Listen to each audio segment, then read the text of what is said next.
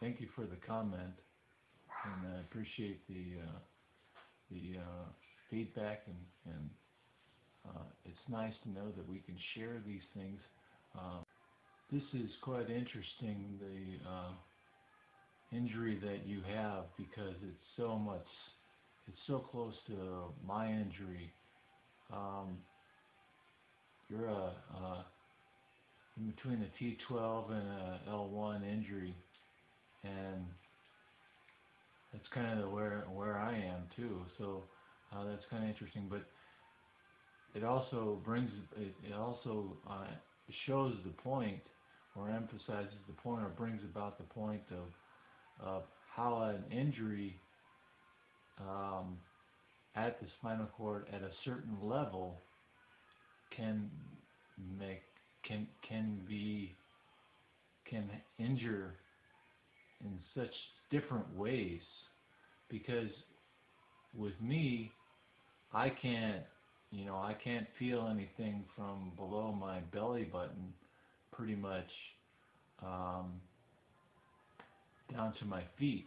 But whereas and you were injured about 20 years ago, just like me, and whereas you were injured in the same area, T12 to L1 area, but you slowly started to gain a little bit of sensation in your a very minimal, you say it's a very minimal amount of sensation below your waist, and that goes down to your knees. So, I think that's fantastic.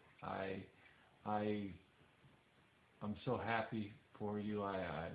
That makes me extremely happy that you can feel that area below your waist, the areas below your waist to your knee, to your knees. I think that's fantastic. But as far as your questions, you mentioned that you have spasms, and that's it's very strange to me. I didn't think that people that had T12L1 injuries encountered spasms. I thought that they had flaccid paralysis, or no muscle tone whatsoever. I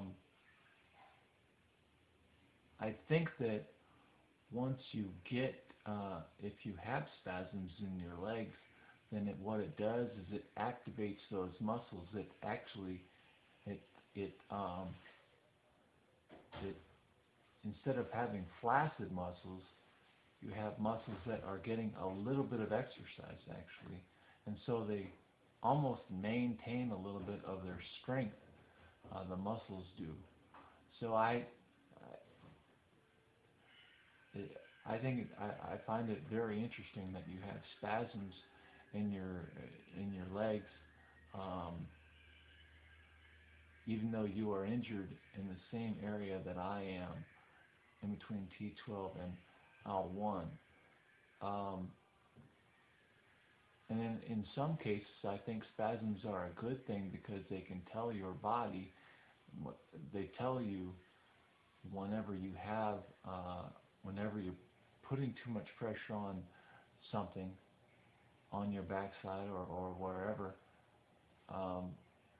then your body starts to spasm. And when it spasms, and you say, oh, I need to change my position, or whatever, I need to move my body around so that I'm not putting pressure on that one specific area, probably because that's what's causing me to have spasms.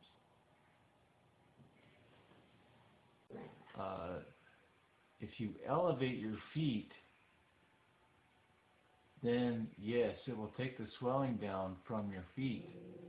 But at the same time, if you elevate your feet, then sometimes it puts a little bit more pressure on your bottom. And if you have more pressure on your bottom, then you might have more of a chance for skin breakdown on your buttocks. And that is what I experienced. I got a very bad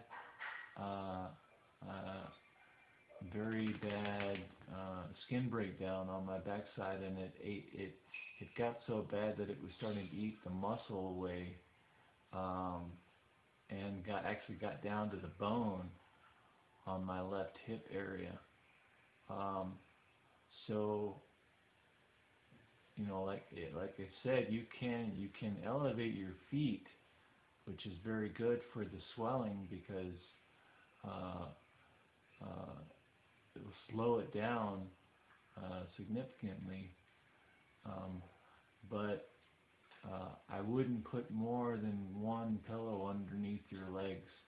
What I used to do is I used to sit in my wheelchair and also prop my legs up on something, on the table that I was sitting at or something like that. So all of my pressure, all the weight of my body was kind of concentrating on my buttock area. And that's why, I think that's one of the reasons why I got such major skin breakdown in my left buttock area.